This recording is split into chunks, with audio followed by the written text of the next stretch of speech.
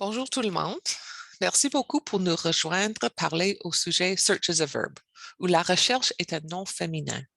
Je m'appelle Amanda Ross White et j'ai écrit cet article au sujet de rechercher, surtout pour les revues systématiques. J'ai vraiment hâte de vous parler à ce sujet, mais aussi français n'est pas ma langue maternelle.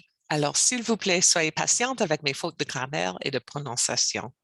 Il était également difficile à traduire, car la façon dont nous utilisons les mots search et research en anglais est très différente. Il ne s'agit pas d'une traduction exacte. Je suis bibliothécaire ici à Queens depuis le 2004. La plupart de mon travail a été effectué avec la Faculté des sciences infirmières. J'ai étudié les revues systématiques publiées par notre université et je me demande pourquoi les bibliothécaires étaient parfois co-auteurs, a parfois reçu des remerciements et parfois ni l'un ni l'autre. Ce n'est pas juste. Même si je travaille assez fort pour un professeur qu'une autre, je n'ai pas toujours reçu même un remerciement. Et mes collègues qui travaillent avec les autres facultés étaient moins susceptibles d'être remerciés pour leur travail. Je pensais que peut-être c'est parce que les infirmières sont plutôt les femmes et les bibliothécaires sont aussi plutôt les femmes. Peut-être les femmes sont plus capables de partager la paternité des articles, ou peut-être le mot juste est la maternité des articles.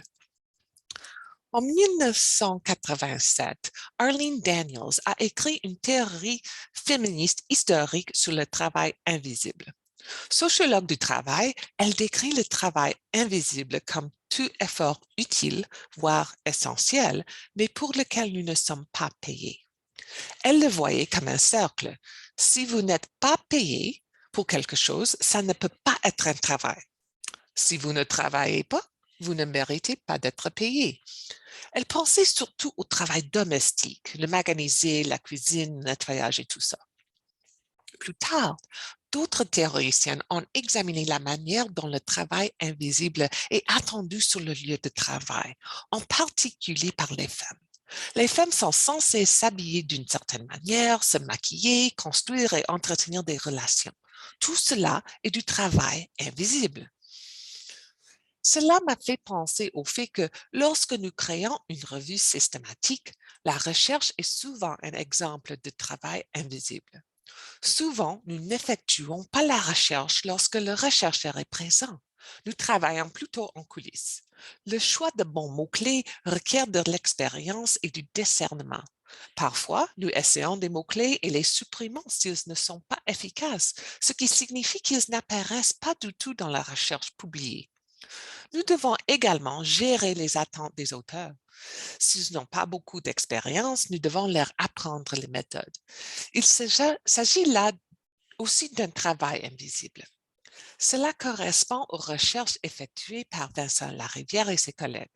Ils ont constaté que les personnes qui effectuaient un travail technique avaient moins de chances de se voir attribuer le titre d'auteur qu'un travail conceptuel. En examinant les articles, j'ai constaté que les auteurs décrivent parfois search comme un nom substantif et parfois comme un verbe. En utilisant le mot search comme un nom substantif, cela signifie-t-il que les auteurs ont moins pensé à l'agence humaine? S'ils utilisent le mot algorithme, un mot associé à l'informatique au lieu de search, voient-ils la recherche comme un type de travail? Je n'ai pas toujours les réponses, mais pour mes futurs travaux, j'aimerais voir si les auteurs féminins sont plus susceptibles de partager la paternité de leurs œuvres avec les bibliothécaires. Ou peut-être que si certaines disciplines, comme les soins infirmières, sont plus susceptibles de partager les droits d'auteur. Si cela vous intéresse aussi, je serais ravie de travailler avec vous.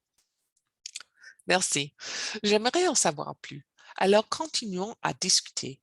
Vous pouvez me rejoindre à amanda.rosswhite@queensu.ca.